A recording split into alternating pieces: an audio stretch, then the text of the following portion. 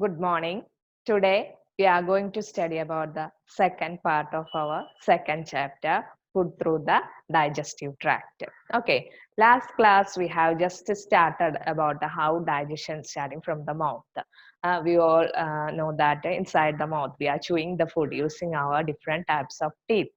Which are the different types of teeth we have studied, and the structure of the tooth we have studied in our previous class. Today what happened to the food, not only with the help of the teeth, digestion is also taking with the help of the saliva and our other parts inside our digestive system, all these things. So part by part what happens to the food we are eating, part by part we can know now, that is the food we are eating inside our mouth. There are three pairs of salivary glands are present. Okay, so inside our mouth three pairs of salivary glands are present. These three pairs of salivary glands secrete saliva, and saliva consists of, what is the component of saliva? Saliva consists of two enzymes, that is salivary amylase and lysozyme. So this is the first time you will be hearing all these names. So salivary amylase and lysozyme is the two types of enzymes present in the saliva. And another component of saliva is mucus. So the function of the mucus helps to mucus mix with the food, and mucus helps to make the food slimy, and that is helps slippery easily to pass through the esophagus. So this mucus make the food slimy. And what is the function of salivary amylase and lysozyme? Salivary amylase convert starch. What do you mean by starch? You have studied previous class. We have studied about which are the nutrients present in the food. That is carbohydrates, fats, proteins. And this carbohydrates is also consist of starch. Okay, so the starch is converted. That means carbohydrate is partially converted into maltose, a kind of sugar. Okay, and that is starch is not fully converted. Starch complete ആയിട്ടുള്ള conversion നടക്കുന്നില്ല. It's partially converted into maltose. It's a kind of sugar that is happening with the help of salivary amylase. So one thing before digestion, knowing about digestion, one thing you should keep in mind is the nutrient is simplified in each part of the digestion. ഒരു nutrient ഇപ്പൊ carbohydrate ആണെങ്കിൽ അത് simplify ചെയ്ത് അതിന്റെ last അത് absorb ചെയ്യാൻ പറ്റുന്ന രൂപത്തിലായിട്ടാണ് അബ്സോർപ്ഷൻ നടക്കുന്നത്. It will be absorbed into the blood. അതാണ് ഓരോ so that different forms of starch or protein you are seeing in different part. When the food is moving through different part, you can see that different level of that nutrient. ആ ന്യൂട്രിയന്റിന്റെ next level തൊട്ടിട്ട് ഏറ്റവും താഴെ ലെവലിലേക്ക് വരെ എത്തിയിട്ടാണ് അത് absorption നടക്കുക. അതാണ് ഓരോ ഫേസിലും നിങ്ങൾ ഡൈജഷന്റെ ഓരോ ഫേസിലും നിങ്ങൾ കാണുക. And that you should think about that. Is it clear for you? So the starch is partially converted into its next form, that is maltose. Next form means not a complex form, simpler form. Is it clear for you? It's converted into maltose, partially converted into maltose with the help of salivary amylase. Then lysozyme kills the germs present in our food. So if any germs is present inside our food, that is killed with the help of the enzyme lysozyme. Then mucus helps the food slimy or slippery for the easy passage of the food. Now we can see how swallowing is happened. What are the parts that is helping for us in the swallowing? Here in this picture, you can see that why we are swallowing food. Usually, you all know that in our body, a food pipe or esophagus and windpipe is also present. For respiration, windpipe is present, is it? Or trachea. So, while we are eating food, there's a chance for the movement of the food into the trachea, windpipe. So, how that is happened without moving the passage of food into the windpipe? The food is passing through the food pipe. How it is happening, you can see, and that is you can see a epiglottis, you can labeled epiglottis. That epiglottis helps in covering, and at that moment when we are eating the food, at that moment our trachea rises up and it is covered by the epiglottis. That layer epiglottis cover our trachea, and the food will not pass to the windpipe. That is how the movement of the food to the windpipe is closed with the help of the epiglottis. And at that moment, while we are eating the food, that trachea rises up, and this epiglottis covers the trachea, and the movement of food to the windpipe is stopped there, and it moves through the food pipe. Then uvula closes the nasal cavity that opens to the pharynx. Nozzle നിന്ന് pharynx means throat. ത്രോട്ടിലേക്ക് open ആയിട്ടുള്ള ആ opening uvula will, you can see in the picture, uvula will close that opening also, that so that the food will not enter through that opening also. So inside our mouth, inside our throat itself, there are mechanisms to prevent the entry of the food to the windpipe and to the nasal cavity. So the both opening are blocked with the help of two layers. That is, one is the uvula will close the nasal cavity opening, and epiglottis will close the passage of the food to the windpipe. Then our posterior part of the tongue allows the food to move through over the epiglottis into the esophagus. Posterior part means the back part of the tongue. Anterior means front part, posterior means back part. Then tongue compresses the food into balls with the help of the palate, and that food is pushed into the esophagus. This is how swallowing is happening. Then the food is passing. Now the food is movement is reached our food pipe, means esophagus.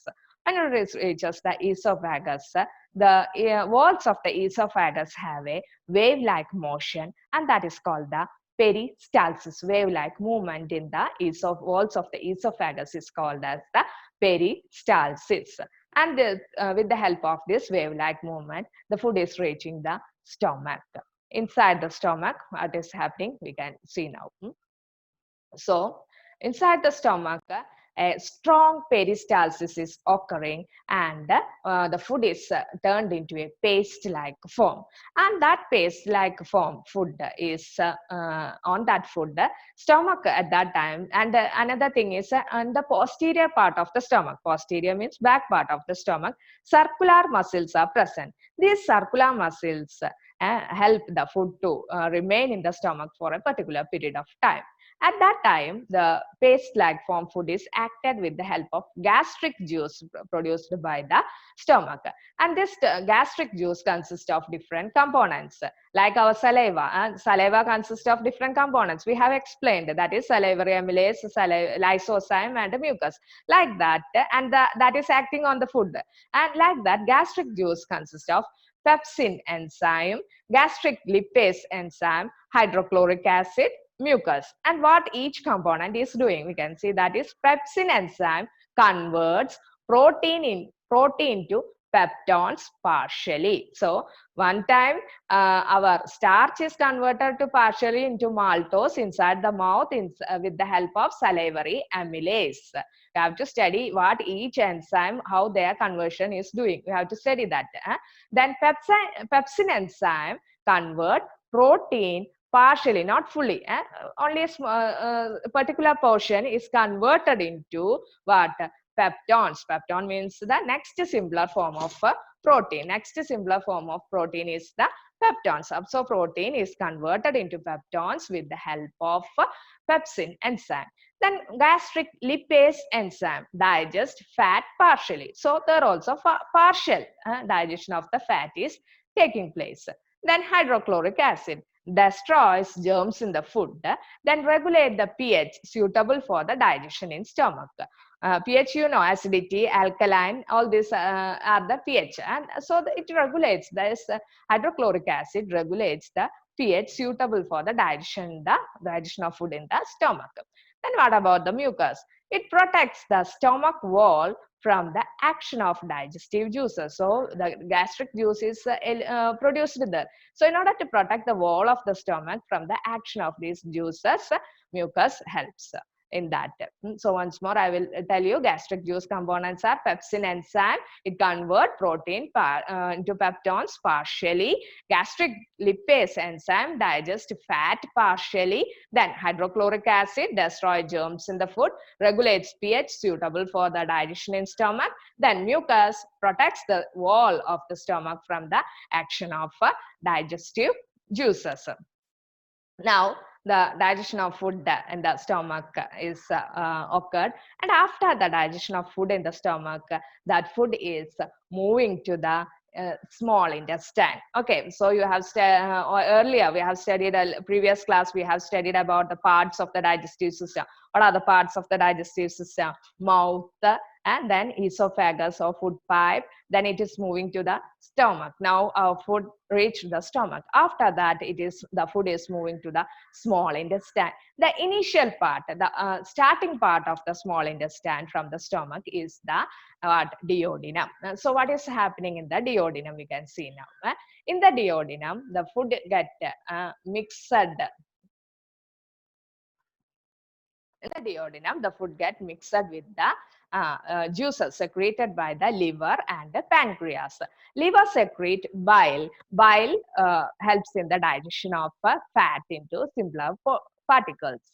And the bile is stored in the gallbladder. And pancreas secrete the pancreatic juice. And pancreatic juice consists of the conversion of pancreatic amylase and amylase trypsin and pancreatic lipase. These are the enzymes present in the pancreatic juice. We have studied one amylase before, when it is a salivary amylase. What is the function of salivary amylase? It's only partially converting the starch into maltose. But here, the complete conversion of the starch happen with the help of pancreatic amylase. So pancreatic amylase convert the starch completely into maltose. It's a kind of sugar. Then next, protein. What about protein? Protein conversion already happened inside the with the help of the gastric juice. One conversion is over. Next conversion is protein with the help of the enzyme trypsin. It is converted into peptides. Next simpler form of the protein is peptides. So one protein is converted into peptides. Next, fat. What happened to fat? Pancreatic lipase convert fat into glycerol plus fatty acid. So once more, I will tell you, when the food reaches the duodenum, the starting part of the small intestine, what happens? The starch with the help of enzymes present in the pancreatic juice and the liver, the food is digested. That is, liver secrete bile, and bile convert the fat into simpler particles, and bile is stored in the gallbladder. And pancreas secrete the pancreatic juice. Pancreatic juice consists of 3 enzymes: pancreatic amylase, trypsin, pancreatic lipase. And pancreatic amylase convert starch into maltose, and protein is converted with the help of trypsin to peptides. Fat is converted with the help of pancreatic lipase into glycerol plus fatty acid. And about the small intestine is 5 to 6 meters long. And this small intestine is multiple coiled, that is highly coiled inside the digestive system. You can see the part, the small intestine is multiple coiled, and it is 5 to 6 meters long, so that the movement of the food is very slowly through the small intestine. So the food reaches the first part, duodenum. When the food move from the duodenum, what happens to the food in the small intestine? You can see now, when the food move from the duodenum, the digestive juices are secreted, and inside in the digestive juice that is present, carbohydrate is converted into much more simpler form, that is glucose, fructose and galactose. And this is the last part of the conversion. Inside the small intestine, what is happening? That is, complete digestion is happening inside the small intestine, and absorption begins from the small intestine. So from the food that is reached in the duodenum, when it moves from the duodenum, it is come in contact with the intestinal juice that is produced inside the small intestine, and the intestinal juice consists of the enzymes for the conversion of carbohydrate, protein, and fat. The intestinal juice convert the carbohydrate into glucose, fructose, galactose, and the protein is converted into amino acid, and fat is converted into fatty acid plus glycerol. So amino acid is the simpler unit of protein. Keep in mind, amino acid is the simpler unit of protein. So all the nutrients are now converted into its very simpler form. When it is converted into very simpler form, only the absorption takes place. The inside the small intestine, it increases, the area of absorption is increased with the help of small finger-like projections present in the small intestine, that is villus. Now we can see the structure of the villus. This microvilli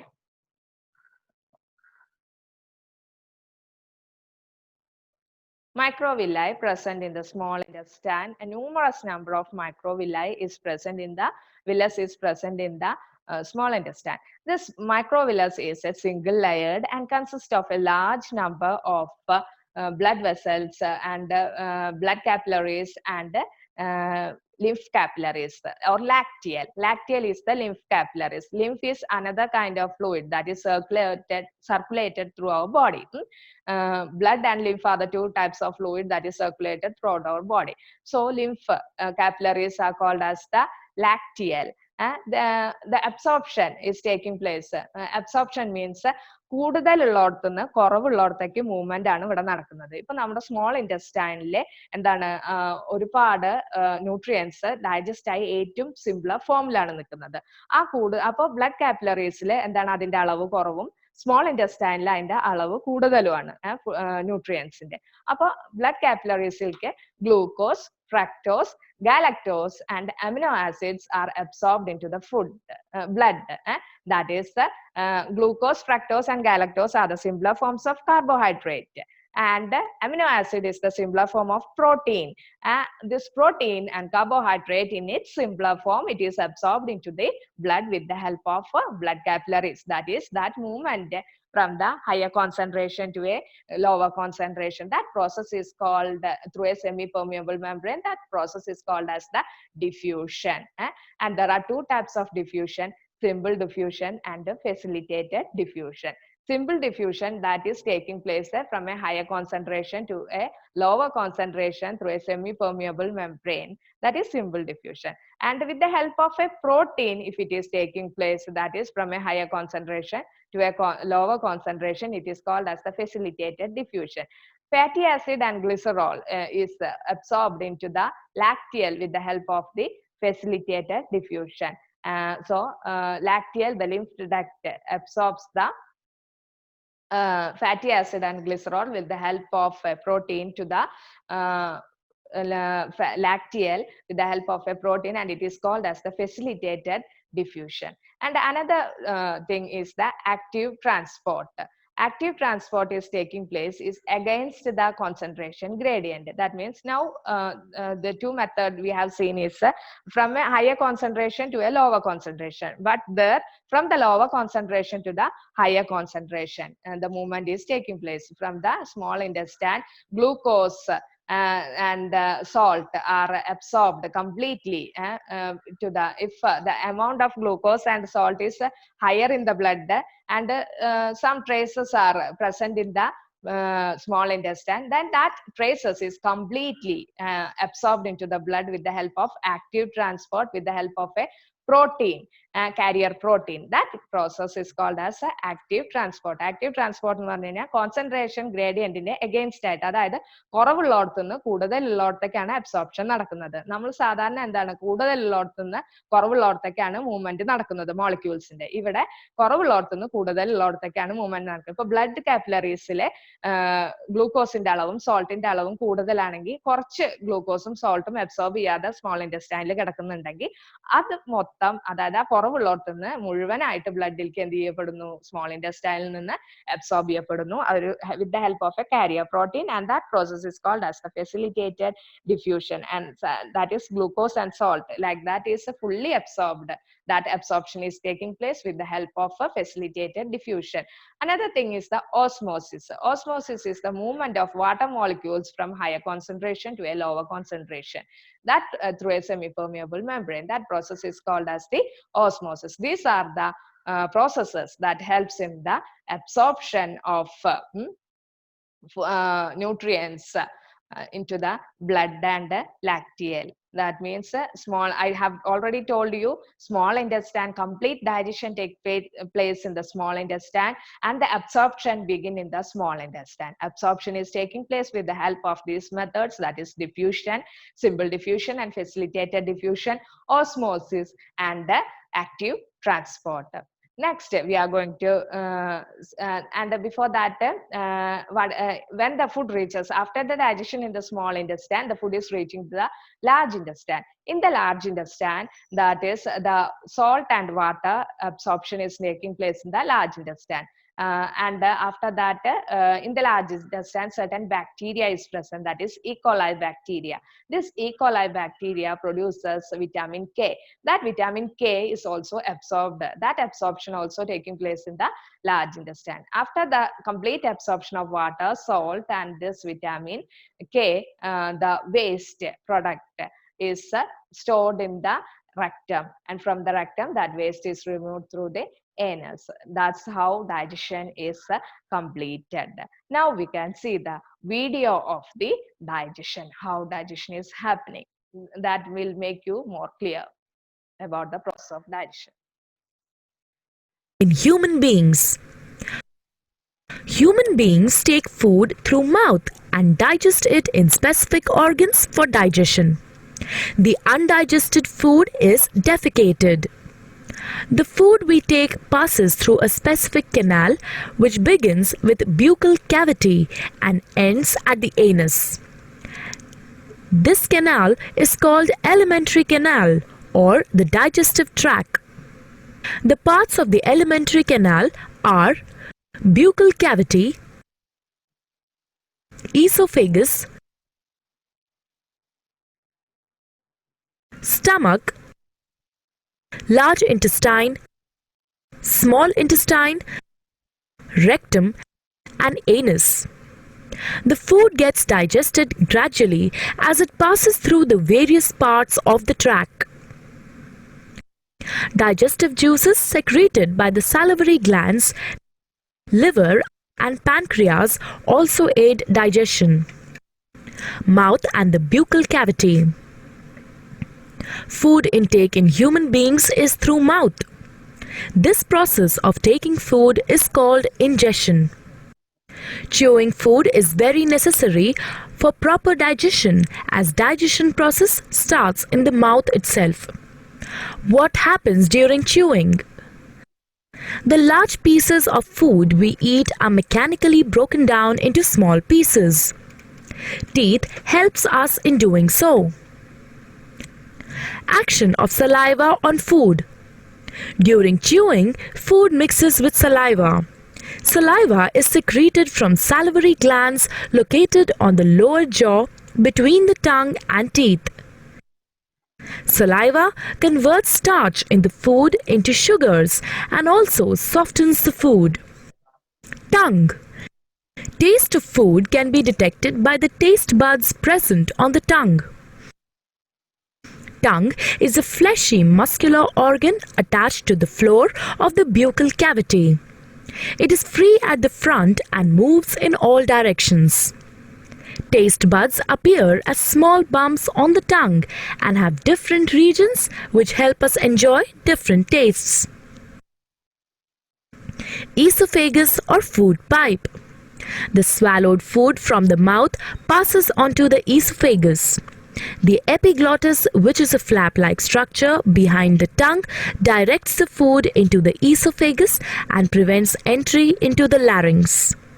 The peristaltic movements of the esophagus helps the food to move down the tract till it reaches the stomach. Stomach. Stomach is a bag-like structure with thick wall.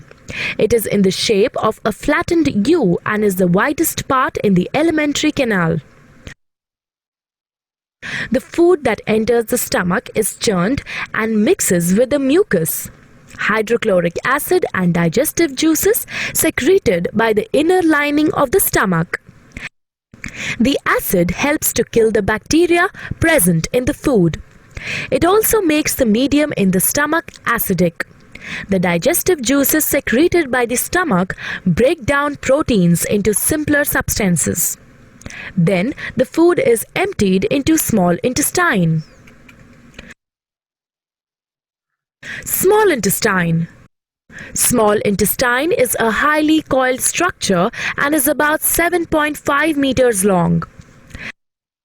As soon as the small intestine receives food from the stomach, the digestive juices from liver and pancreas are mixed into it. Liver.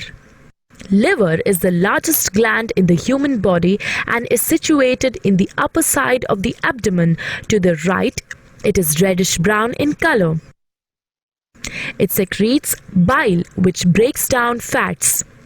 Bile is stored in gallbladder between meals. Pancreas. Pancreas is a leaf-shaped and cream-colored gland located just below the stomach.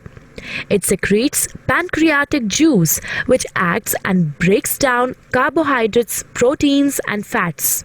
After this is completed, the partially digested food reaches the lower part of the small intestine, where intestinal juices act upon the food and completes digestion of any remaining components in food. The carbohydrates in the food break down into sugars like glucose, fats into fatty acids, and glycerol, and proteins into amino acids. The food consumed is digested and is now ready to be absorbed into the blood. Absorption of food in the small intestine. The inner wall of the small intestine has finger-like projections called villi, which have a network of thin blood vessels close to the surface. The villus increases the surface area of absorption and absorbs the digested food materials. The substances thus absorbed are transported through the bloodstream to different organs in the body and are used to build complex substances like proteins. This process is called assimilation. In the cells, glucose breaks down into carbon dioxide and water with the help of oxygen and releases energy. The undigested and unabsorbed food enters the large intestine. Large intestine. The large intestine is wider than small intestine and measures 1.5 meters in length. Once the undigested food enters the large intestine, it absorbs water and some salts from it and passes the remaining waste into the rectum. Here it remains as semi-solid fecus. The fecal matter is removed through the anus. This is called egestion.